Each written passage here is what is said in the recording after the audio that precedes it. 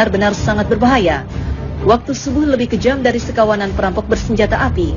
Waktu subuh lebih menyengsarakan dari derita kemiskinan. Waktu subuh lebih berbahaya dari kobaran api yang disiram bensin. Jika ada sekawanan perampok menyatroni rumah kita dan mengambil paksa semua barang, emas dan semua perhiasan di gondolnya, uang cash puluhan juta ditilepnya, laptop yang berisi data-data penting Anda juga diembatnya, mobil yang belum lunas juga digasaknya, bagaimana rasa pedih hati kita menerima kenyataan ini? Ketahuilah bahwa waktu subuh lebih kejam dari perampok itu, karena jika kita tertindas sang waktu subuh sampai melalaikan sholat fajar, maka kita akan menderita kerugian lebih besar dari sekedar laptop dan mobil. Kita kehilangan dunia dan segala isinya. Rasulullah SAW bersabda, 2 rakaat fajar lebih baik dari dunia dan segala isinya. Hadis riwayat Muslim. Waktu subuh juga lebih menyengsarakan dari sekedar kemiskinan dunia, karena bagi orang-orang yang tergilas waktu subuh hingga mengabaikan sholat subuh berjamaah di masjid, maka hakikatnya merekalah orang-orang miskin sejati yang hanya mendapatkan upah 1/150 atau 0,7% saja pahala sholatnya. Dan barang siapa yang sholat subuh berjamaah, maka ia bagaikan sholat semalam suntuk. Hadis riwayat Muslim. Kita bisa bayangkan sholat semalam suntuk berarti sholat yang dikerjakan mulai dari tenggelamnya matahari sampai terbit fajar.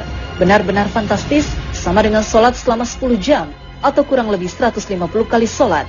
Betapa agung keutamaan sholat subuh berjamaah ini. Betapa malangnya orang yang tergilas waktu subuh, orang-orang yang mengabaikan sholat subuh berjamaah di masjid. Waktu subuh juga lebih berbahaya dari kobaran api yang disiram bensin. Mengapa demikian? Tahukah kita bahwa Nabi menyetarakan dengan orang munafik bagi yang tidak mampu melaksanakan sholat subuh berjamaah?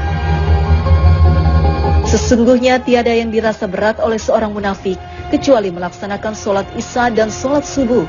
Sekiranya mereka tahu akan keagungan pahalanya, niscaya mereka bakal mendatanginya ke masjid, sholat berjamaah, sekalipun harus berjalan merangkak-rangkak.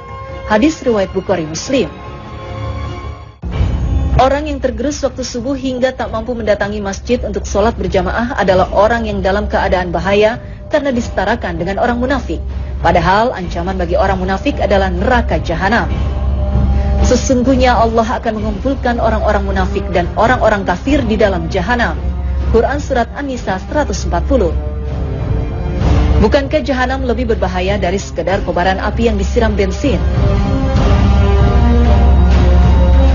Nah, agar tidak merasakan tindasan waktu subuh yang lebih kejam dari perampokan, agar tidak terkena gilasan waktu subuh yang lebih menyengsarakan dari derita kemiskinan, dan agar tidak tertelan gerusan waktu subuh yang lebih berbahaya dari kobaran api, maka Allah berfirman, katakanlah, aku berlindung kepada Tuhan yang menguasai waktu subuh. Quran Surat Al-Falaq 1. Yaitu dengan memanfaatkan waktu subuh sebaik-baiknya. Maka lakukan sholat sunnah dan sholat berjamaah di masjid.